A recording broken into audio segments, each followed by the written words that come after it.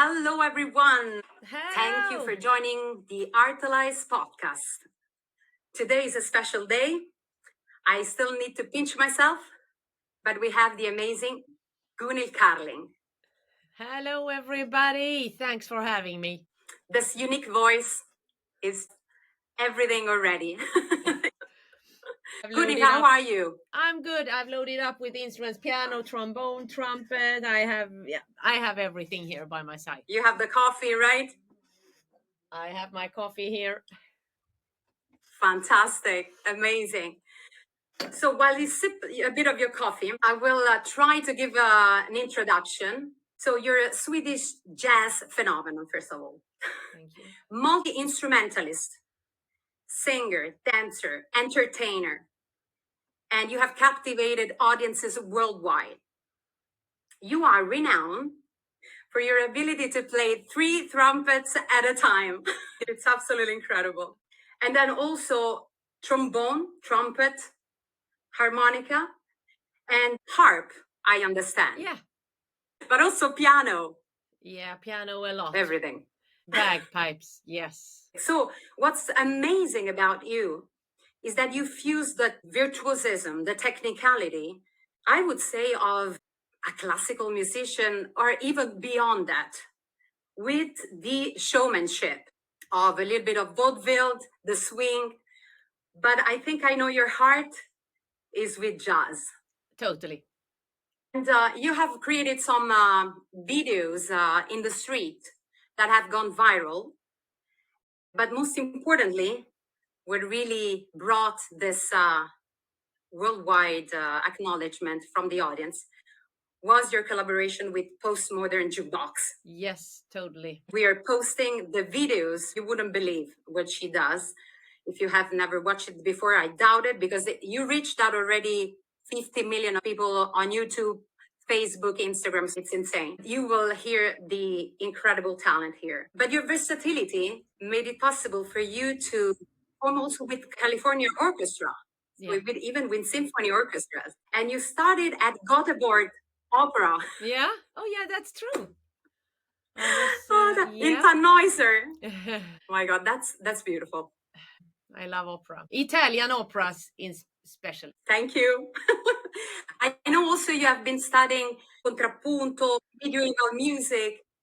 So you are really full of surprises. So music is all about feeling and how to touch people and make them happy. You shall deliver a fantastic vibe with your music and personality when you play. But behind music, it's very much theory. And it seems like it's a lot, but you will understand so much, and it's so much easier if you have the theory as hell. And we're saying this to all the young kids that give up when they're trying to learn solfege. Yeah, true. So studying is very important. Gunhild, let's break the ice a little bit with a fun fact about yourself, possibly that you have never shared before. Oh, I have been working on circus, and at one point I was throwing knives. Did you kill somebody? No. It was super safe. Wow. But I talk about circus artists in the old style. You shall be a little of an acrobat. You shall play instruments. You shall know how to juggle and balance, a little of everything. You shall know a little about hands. You shall know the whole art. And one of that is knife throwing, and that is a lot of like acrobatics. It's a whole art. It's a full art. So that is a fun fact about me. That was when I was very young. I was doing a lot of things and dancing and so, but then I figured out that music, communicating with music, so music is very deep, and everyone in the audience has different preferences. They like all kinds of music, and jazz is strong. We have good melodies, and they like a good vibe around jazz. But to take away the like that I perform for you and here, because I'm super serious. But you have to lighten it up so to make the audience relax, because to love it. So you work with your personality, and I think vaudeville, that I'm doing a lot, is a very good thing, because you break the it is like when you write a serious story, because I paint comics as well, by the side. And when you have a serious story and there comes the gangsters and there's a chase, and it's very serious, then you shall break up with something funny in the middle. It's very important that you have different varieties, different spices in a concert or a story. And I know you have a lot, like a crazy amount, because you are also a painter. Yeah, so with my painting, I am an amateur because I don't have any education. I just paint. I have a style, but the thing is, I feel I have something to say. And I also have a lot of knowledge, hidden in myself. But I feel I have a lot to say that cannot be said with music or lyrics or photographs or films. So painting is that, okay, you paint a thing like I was on this stage, but only in two colors, and there is like a contrast, and so you can make something with a painting that you figure it out from here. You are a pro. You're not an amateur. When an artist got something to say, they are pro. Yeah, you have to say it, because to give art to people is very important, because art has a power and you really much feel it. And so if you have something to say in an artistic way, just do it. Play, sing, compose, write, paint, because you will make a difference. Because it may be not that you impress your biggest idol. Your idol will like, okay, I want to impress my idol now. They will maybe never see it, but there are so many others that will see it and love it. So often artists are like, oh, I must impress somebody that doesn't care at all. But that is very important to know, that you make a difference in other people's life. You're a powerhouse. You have a lot to say, and you first work with the energy you find in yourself. Yeah. And then you bring it out, right? Rhythm and music, the melodies, and also the whole thing of art, that you should take it in to yourself. And what an artist must have is, and anyone can have this, it's just that you think about it, good self-confidence. Because the first thing that you might think is that, oh, I'm not good enough. Oh my God. Oh, what will this person say? And what will this person say? I don't dare. Back to last question. That is just ghosts in your head. So you should just feel that, no, I'm a tool of art, and art is like love. It's like the highest level of the human, of our creations. So do it, and dare to do it. Go out and play. Write that song. This is a beautiful. You are really playing with your tools. So the thing is, when I talk in the microphone, it's just like, hello everybody, and I think you have a wonderful day. But so here is the difference. But I can see other musicians are that they are like fooling around, and they are laughing and joking, and they do goofy stuff, and so. And you are serious. But when you start to play, it's like,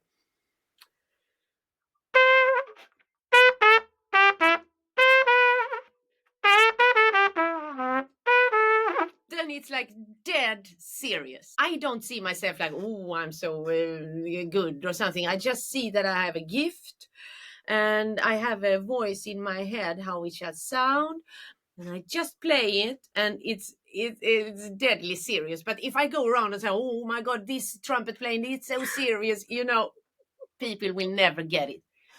You have to be humble.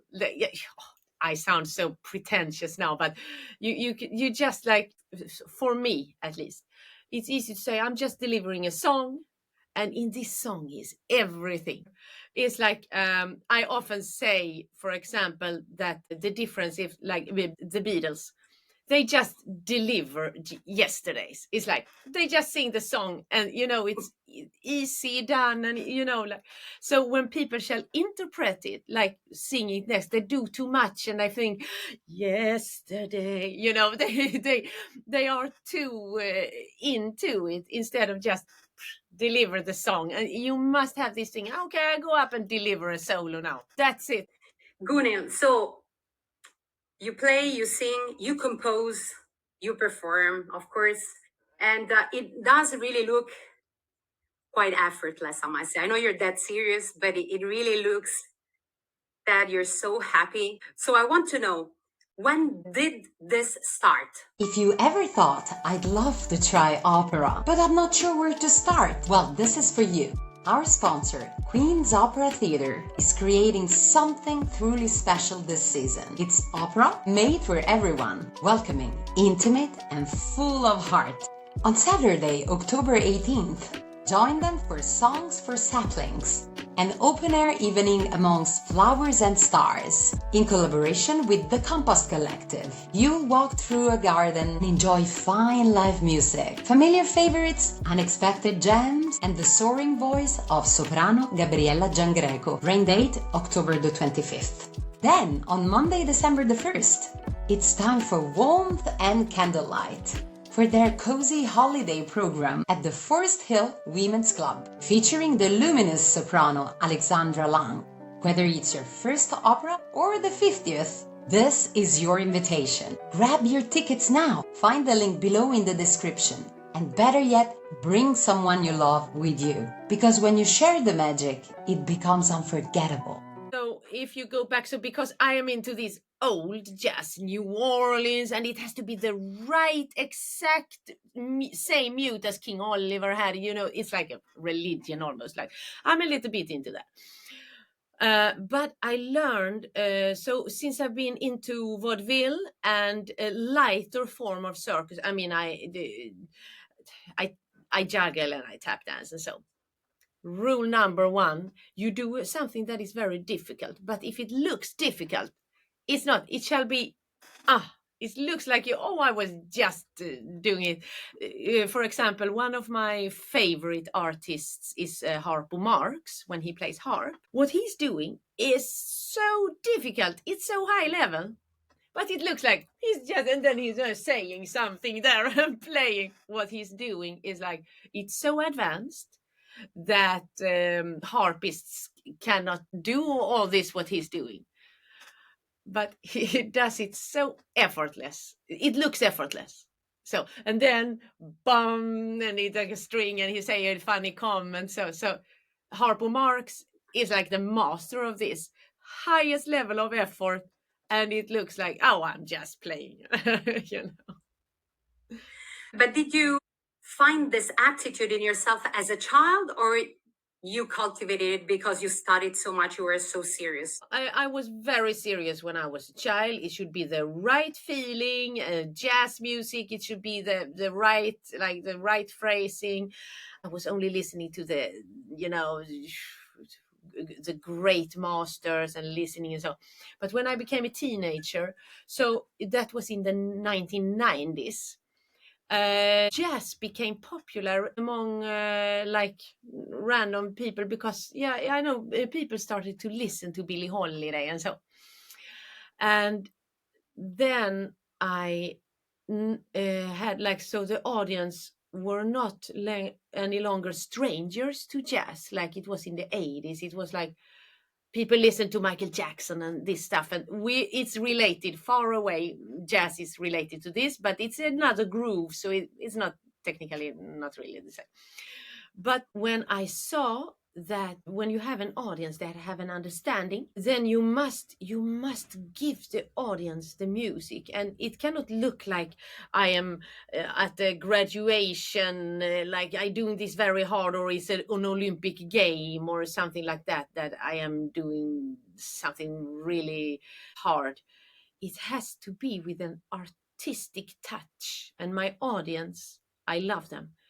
They help me so much because some people that say that, no, the audience, they only like 3 chords and 3 notes. But that's not how it is. Audience today, because we have internet, YouTube, Netflix, they are so trained. They have heard all kinds of music, from medieval music to this avant-garde. They know, their ears are so trained. So it's not that they only like 3 chords and 3 notes. They love all kinds of music. And if I sit down and play something Debussy, they love it because I love Debussy. And if I play Brava. yeah, and and you do something, but you have to deliver it with an artistic, I would say, friendly touch. So this is because we are all on the same level today, like impressionistic music, baroque music, jazz, everything. You know, people, they can like anything of this. This is so powerful. All the deep meaning Yeah, that is in this sentence. I am very pro that you shall not have an elite behavior, because you must have a little of elite thinking if you shall learn and think that, oh, I want to be best on this. Okay, so of course there is an elite thinking, but not compared. You must respect your audience and you must like them. For example, I have an example. I was playing at Birdland, and on the first line there was a woman, and she was 25, something like that, and she was sitting, she was yawning all the time, and then she leaned to her boyfriend's shoulder and sleeping, and that inspired me, because I was thinking, okay, she went out, it was January, so it was like 20 below zero and it was freezing cold. She went out a Saturday night to see me.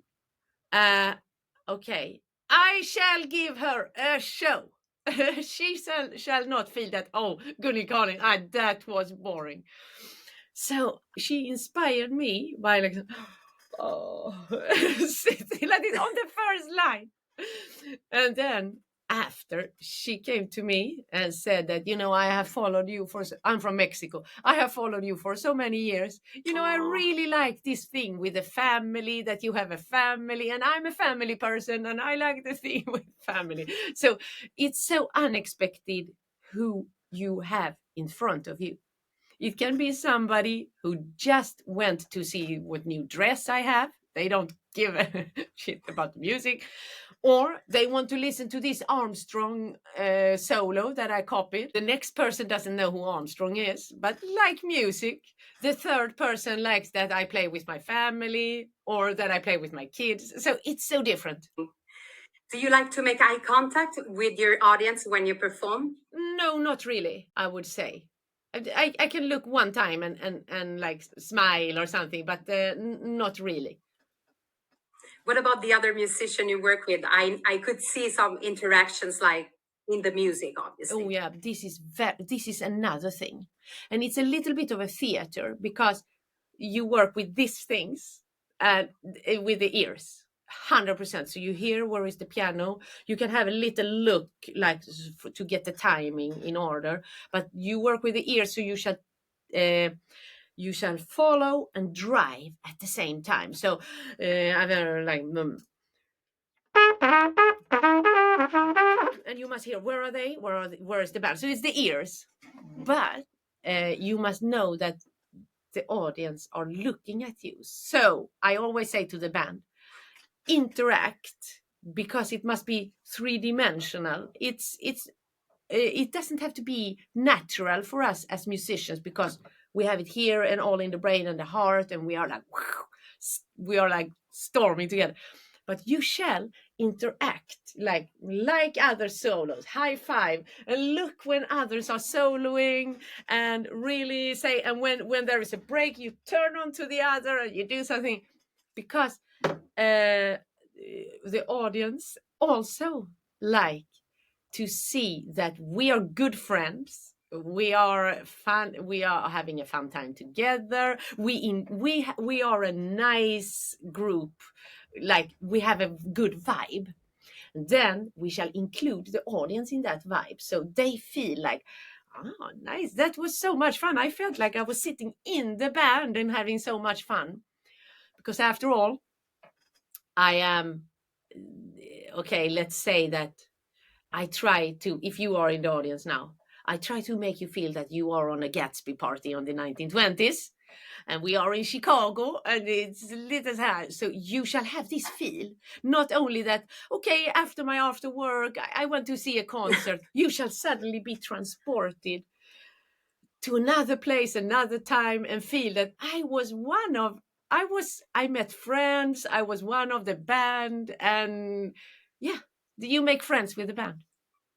It must be hard after a concert to go home and not have the audience say, yeah, we want to be with you. It's like I always meet and greet after the show. I talk with the audience and I always talk with them 1 hour after every show. So I do 2 hours show or 90 minutes. And then 1 hour is talking with the audience, say hi. And so, but that's only me. Not all artists are like that. But I know. I like it because I want them to feel. I'm very glad they come out to my show.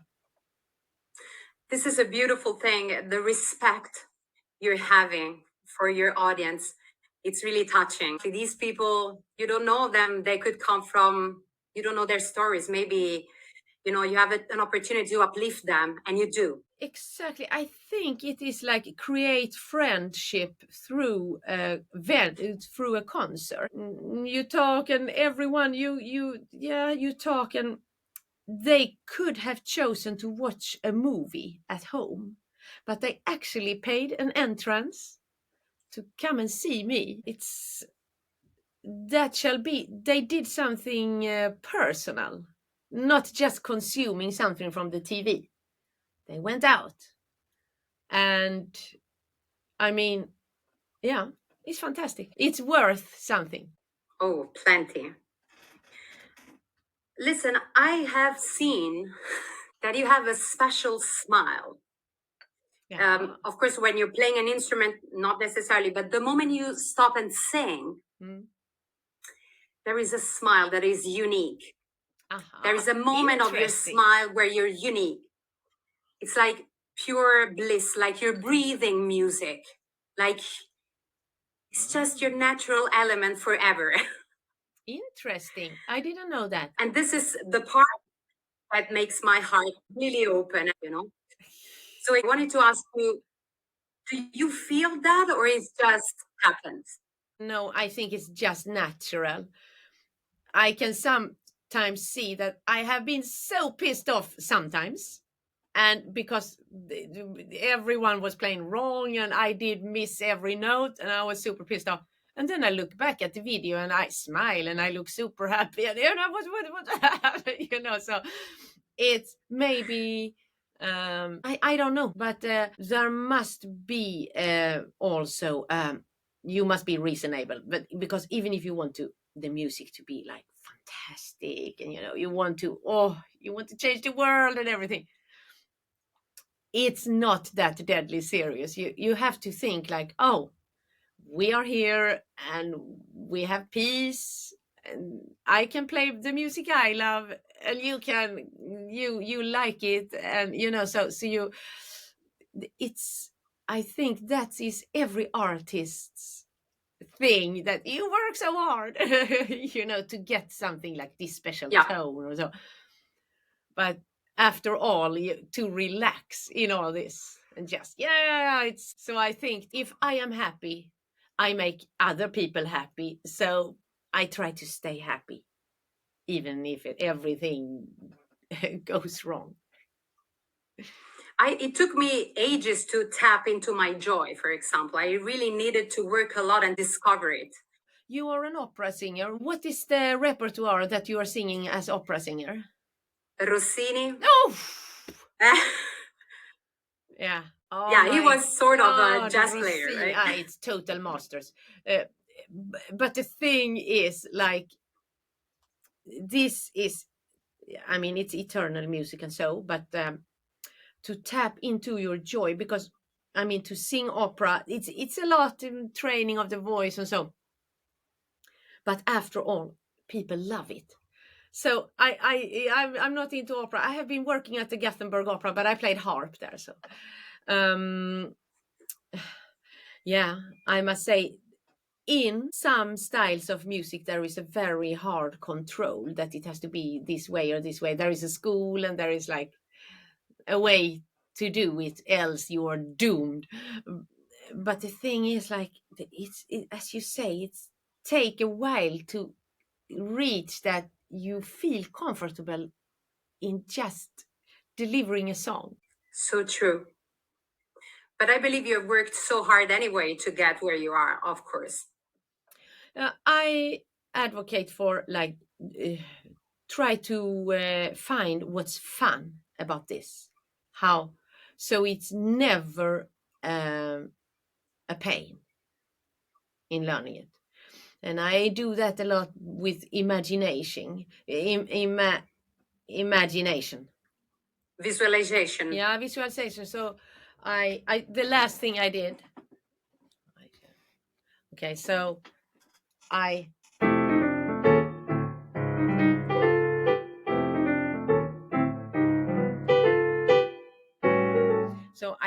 started to practice Big Spiderbeck's piano piece in a mist. And that is like rocket science in some way. And it's also, you can crack the code. But I sit hour after hour and I just love it so much. It's very hard, but I have nothing else to do but play music. So I don't have a stress. Yes. So let's talk a little bit about social media. Yes. You mentioned Michael Jackson before. So now we know the relationship between audience and artist has completely changed. There used to be Michael Jackson, Madonna. Hi. You wouldn't even think to talk to them or interact. And now it's completely different. What do you think of that? I think that's a part of jazz, because if you see Billie Holiday, Lester Young, and all these, they are like gods and heroes, because they also came in a time where people believed in gods and heroes, and you were celebrating this. Billie Holiday is like, oh my God, it's like the voice of God. Today with social media, we have another thing. So we must accept that music is for everybody. Everybody is welcome.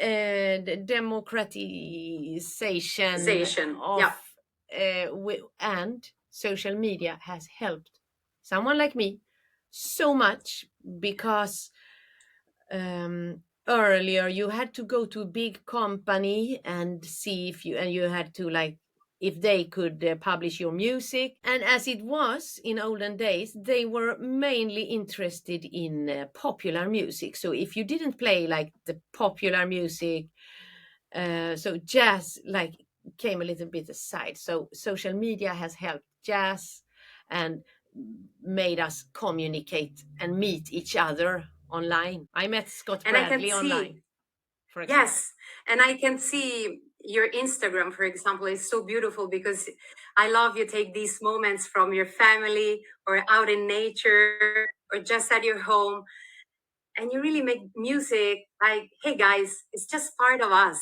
Yeah. I can't enough thank these platforms like Facebook, YouTube, and all those. There are a lot of, but they are the most famous. That has helped us musicians to reach out. And of course, like, we have this also imagination from olden days, that you just sing you're a force of nature. This artist maybe came from the street and just became famous, and so, but that's it has never been like this. It's always that you have to have an interest in it and like post frequently. And if I, for example, have a viral hit, so it goes like up to 1 million views in 1 month or something like that, then I know that it's fantastic, it's wonderful, the angels are singing. But there will come a day when this hit is over. So just go on with a new thing, not because of me, because the listeners needs it. I believe, and I say to everybody, now, since we have a popular music that is rap, which is talking mainly, so it's not like the melody is not in focus, and the classic true love lyrics is not in focus. We have an enormous field to fill there with I can't give you anything but love. Melody, love lyrics. That's a magic spell. So I love this brilliant way to put it. Thanks to popular music, because they have gone in a different direction from jazz. It's all related, but deep in our hearts, every human in the whole world, because this is older than the human itself, is love. I mean, the love when you give up yourself and you just live for somebody else, like this kind of love, and a melody, and that is so strong, like almost pre-human things, that it can never die. Absolutely, there's the universality. Yeah, of beauty and love. And love and melodies. There is no better things. And I so much agree. Yeah, I agree too. And opera, oh my God, they die for love in every song. Yeah, that always. Oh my God. But yeah, that's very dramatic. Yeah, but I must say, here comes the challenge. To write a melody that people loves. Oh my God, how hard it is. For example, here is a song with like 2 chords. I'm the sheik of Araby, and your love belongs to me. So, I mean, what is that? 2 chords. It's a little more, of course. 3 notes, 2 chords, and it's so like, oh, it works every time. People have never heard it, but they love it. And I don't know, to write a song that is not easy. Absolutely. So do you have your little routine to write, or not? It happens naturally to you, or you need a special thing like focus, quiet, maybe going into nature? No, I am a city hiker, so I barely go out in like hiking in the woods or something. I walk in cities because I want to see architecture, people, and cafes and bars and restaurants, and like this is what inspires me. But when you shall write a song, everyone can write a song, but you have to finish it. To finish it is like, so whatever song it is. So I used to go into like a room, I close the doors, I don't want anyone to listen, and phone off, because a telephone can be a torturing machine. It's always, oh, did you pay that? And what? Where is the parking permission for that gig? And oh my God, it's so not inspiring. So phone off and just be there in the music and so. Beautiful. My last question before we do a little game, if you're up to it, it's gonna be young people. I know you're a mom, beautiful. Your son Viggo and your daughter Eden. Yeah.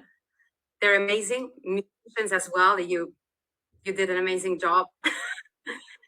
But I'm a mom also. I have a teenager as well, and it's a bit concerning sometimes when you hear, what's happening in the world, the challenges.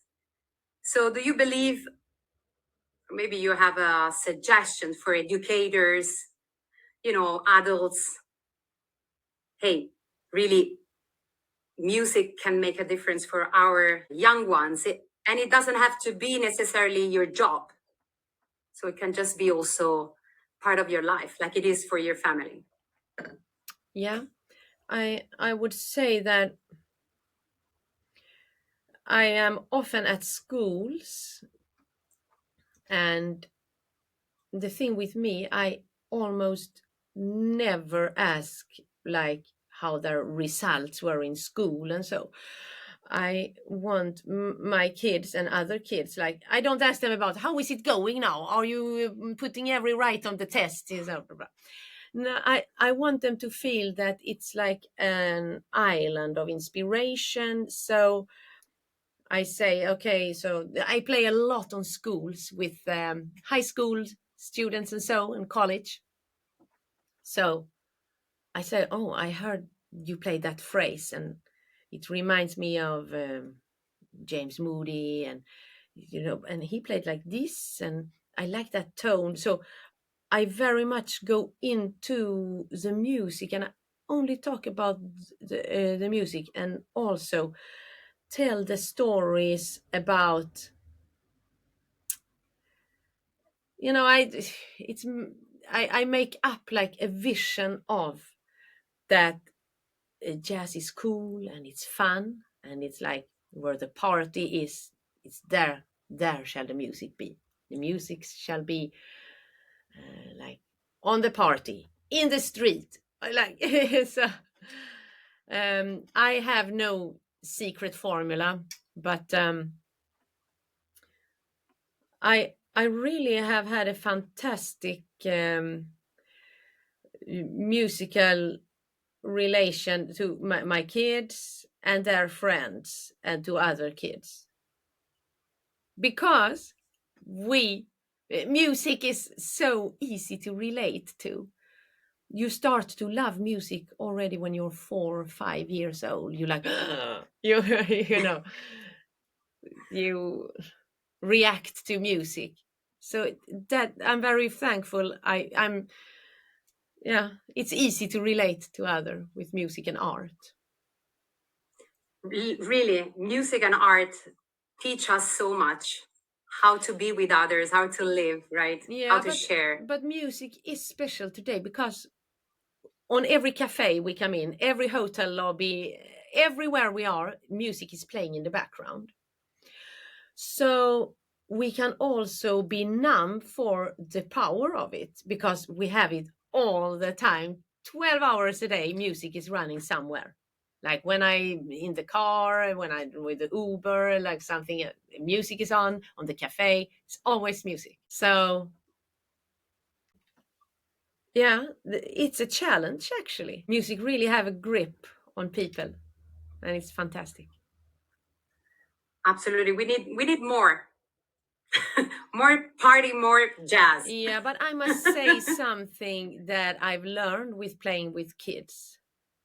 They Mm, are so serious with music. They want to mm. be like, they want to play it right, and they want to do it good.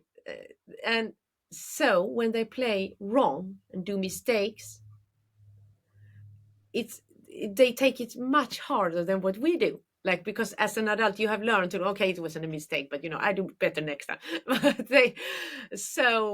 it is like to not make a thing out of a mistake, just play the music. And it was a lot of mistakes here and it didn't sound good, but you don't show anything, you just say, okay, take it one more time. Yeah, but the power of this, I mean, acceptance.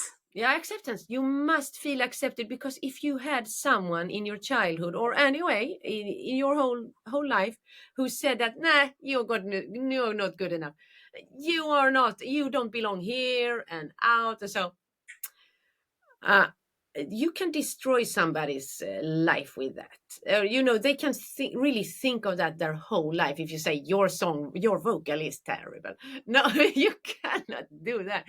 You can see, for example, what kids often have problem if you play a song to keep the beat.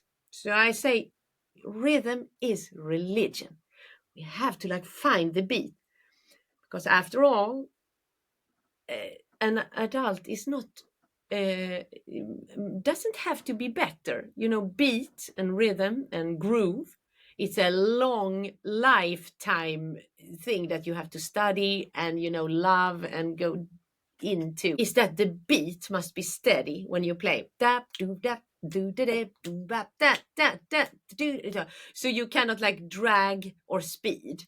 So it's something you cannot say you have to play the rhythm steady. You must play it and play it and play it and play it, play it till you find it here in yourself. Oh my God, yeah, this is how it shall be. So everything is, I mean, it's fantastic. And there's a lot of practice, of course. Yeah, but I don't with see fun. it as practice. I see playing music as making time noble. Yeah, beautiful. So beautiful. Yes. Yeah, thank you so much, Gunhild. So I wanted to play with you a little game. Yes, So I'm gonna tell you something, and you play with whatever instrument you want, whatever tune you believe it's describing what I'm saying. Okay. I'm very excited now. What can this be? When the lights go down in the opera house, you don't know who's sitting next to you, and it doesn't matter. As Opera America's president Mark Skorka says, in the theater we discover our shared humanity. For more than 50 years, Opera America has led and served the opera community, supporting artists and companies, fostering new works, and helping audiences discover the power of opera. From professional development and research, to championing equity and inclusion, to managing the National Opera Center in New York City, Opera America unites everyone who cares about opera. Whether you're stepping into your very first performance or creating the next big production, there's a place for you here. Join today at operaamerica.org/join and help keep opera alive, relevant, and for everyone. Artalize is proud to work with Opera America on groundbreaking audience research. We're donating $500 to Opera America's Audience Research Fund for every customer who signs up for our Annual Plus plan. Find all the info and the links in the description below. So let's start with a rainy morning in Paris. I love Paris in the springtime. I love Paris in the fall. I love Paris in the winter when it's drizzle. I love Paris in the summer when it sizzles. Oh, thank you. That's so amazing. You will like this one. A child that discovers a trumpet.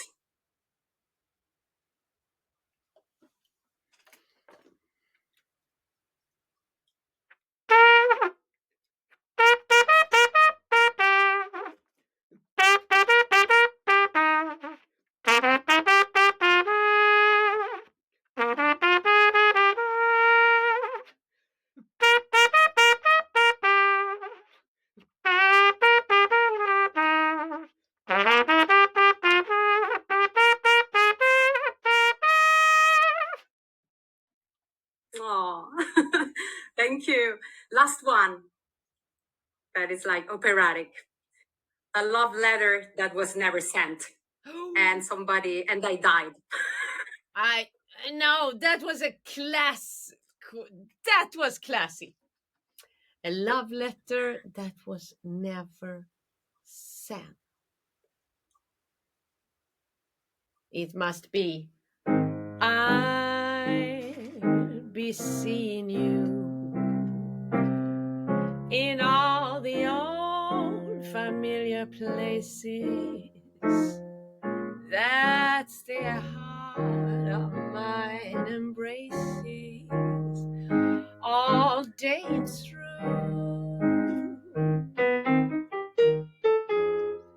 In that small cafe, the park across the way, the children's carousel, the chestnut tree, the wishing wells. I'll be seeing you in all the old familiar places, in everything that's light and gay. I'll always think of you that way.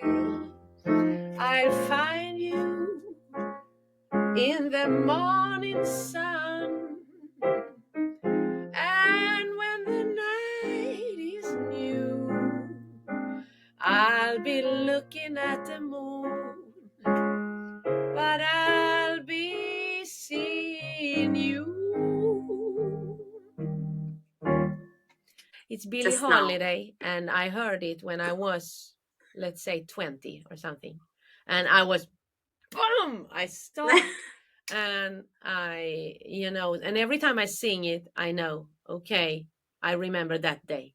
And I have a story with where I was and, everything with every song.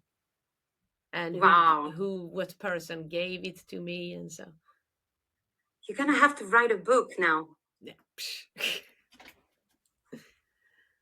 Gunhild, I'm so happy that you came. You're amazing.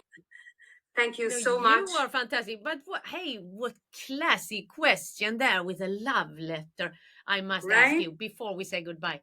What song did you think of?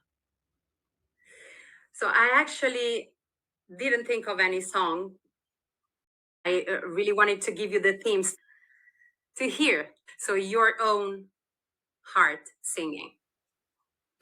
Yep, I have, to create a story in your head.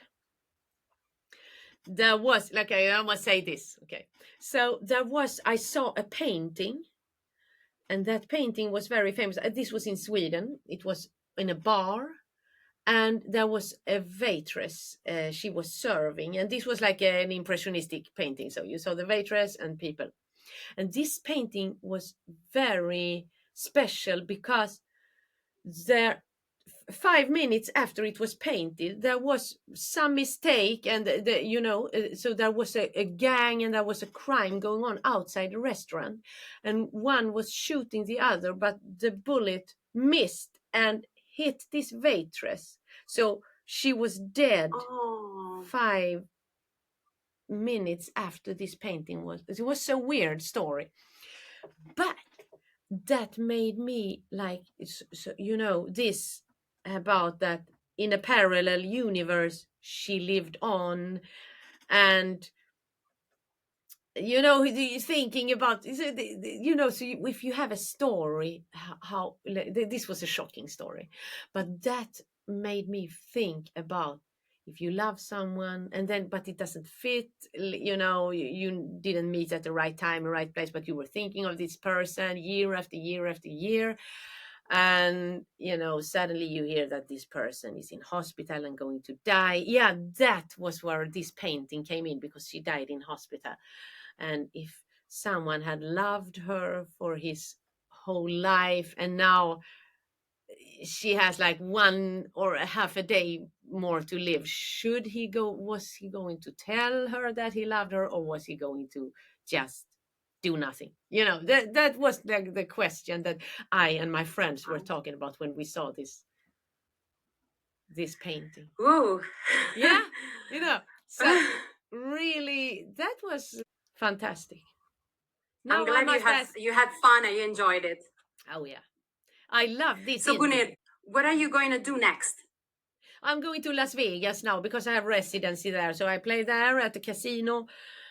And then I am just playing, and I'm gonna, because I have made a tribute to Louis Armstrong recording. It's only hits from Louis. So it's Hello Dolly, What a Wonderful World, and the La Vie and Roseback the Knife, Blueberry Hill, all these songs. I've just made my interpretation of it, and it's coming out this summer. Oh, congratulations. We're going to have to get that. Yes. So we're going to give all the information below here. So I Okay. can give you MP3 and with the music. Oh, I would love that. Fantastic. Gunhild Carling, grazie mille.